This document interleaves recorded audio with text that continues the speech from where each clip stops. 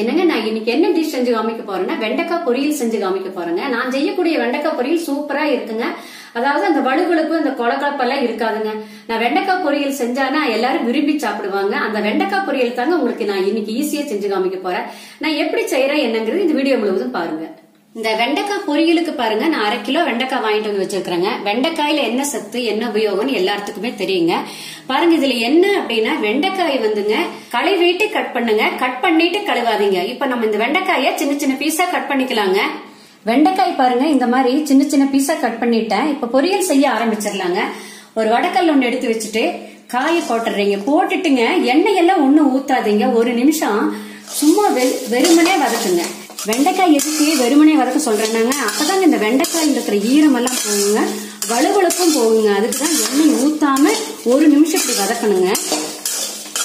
ட்ரையா 1 நிமிஷம் வதக்கியாச்சுங்க. இப்ப நம்ம என்ன செய்யறோம்னா 2 டேபிள் ஸ்பூன் எண்ணெய் ஊத்தி விட்டுருங்க. எண்ணெய் ஊத்தி விட்டுட்டு அடுப்பு சிம்மில வச்சுட்டு நல்லா எண்ணெயில வதக்குங்க. நல்லா 10 நிமிஷம் வதக்கணுங்க.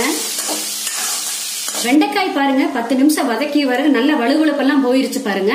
காயுடைய அளவுகளும் பாருங்க கம்மி ஆயிருச்சு. இப்ப இது ஒரு தட்டத்தை சேர்த்துக்கலாங்க.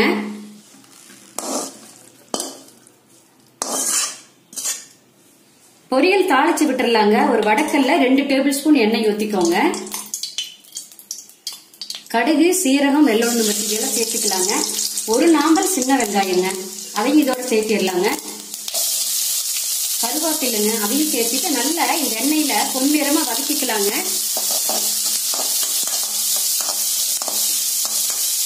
வெங்காயம் பாருங்க நல்லா பொன்னிறமா வதங்கியாச்சுங்க. இப்ப நம்ம என்ன செய்யறோம் அப்படின்னா வதக்கி வச்சிருக்கிற வெண்டைக்காய் இதோட சேர்த்திடலாங்க. சேர்த்திட்டு பாருங்க இந்த பொரியலுக்கு சாம்பார் தூள் தான் சேர்க்கணுங்க. சாம்பார் தூள் சேர்த்துக்கோங்க. கொஞ்சமா மஞ்சள் தூளுங்க. இந்த பொரியலுக்கு தேவையானதுங்க உப்பு சால்ட் கொஞ்சமா சேர்த்துக்கோங்க. சேர்த்திட்டு நல்லா மறுபடியும் வதக்கி விடுங்க. தண்ணி எல்லாம் ஒண்ணும் சேர்க்கறது இல்லைங்க. இந்த உப்பு சேர்த்து வதக்கும் போது இந்த வெண்டைக்காயில் இருக்கிற தண்ணியும் வந்துருங்க. அதுலயே வெண்டைக்காய் வெந்துருங்க. பாருங்க 3 நிமிஷம் சாம்பார் தூள் போட்டு வதக்கியாச்சு. இப்ப என்ன செய்யறேன்னா பாருங்க சின்னதா ஒரு தேங்காய் மூடி சிறைய வச்சிருக்கேங்க.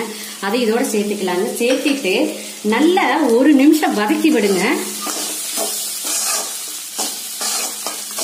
பாருங்க நம்ம எண்ணெய் ஊத்துன எண்ணெய் எல்லாம் பாருங்க இந்த தேங்காய் இழுத்துருங்க. நம்ம எண்ணெய் ஊத்துன மாதிரியே தெரியாது பாருங்க. வெண்டைக்காயும் பாருங்க வலுவழுப்பெல்லாம் ஒண்ணுமே இல்ல பாருங்க. காயும் உடையவே இல்ல பாருங்க. தேங்காய் சேர்த்து 1 நிமிஷம் மட்டும் அடுப்பில் இருந்தா போதுங்க. பொரியல் ரெடிங்க. வெண்டைக்காய் பொரியல் பாருங்க நல்லா வந்திருக்குதுங்க. காயெல்லாம் பாருங்க உடையவே இல்ல பாருங்க. இந்த பொரியல் செய்யும் போது நீங்க கவனிக்க வேண்டியது என்னன்னா அடுப்பு சிம்மில வச்சுட்டு வெண்டைக்காய் வதக்குங்க. அப்பதான் காய் வந்துங்க நல்லா வதங்குங்க, அந்த வலுவழுப்பு போகுங்க. இந்த வெண்டைக்காய் பொரியல் வந்துங்க சாம்பார் சாதம் ரசம் சாதம் எல்லாத்துக்குமே நல்லா இருக்குங்க. பிடிக்காதவங்களுக்கு கூட பிடிக்குங்க. நீங்களும் ஒரு நாள் இது மாதிரி செஞ்சு பாருங்க. செஞ்சு பார்த்துட்டு உங்களுடைய கமெண்ட்ஸ் சொல்லுங்க.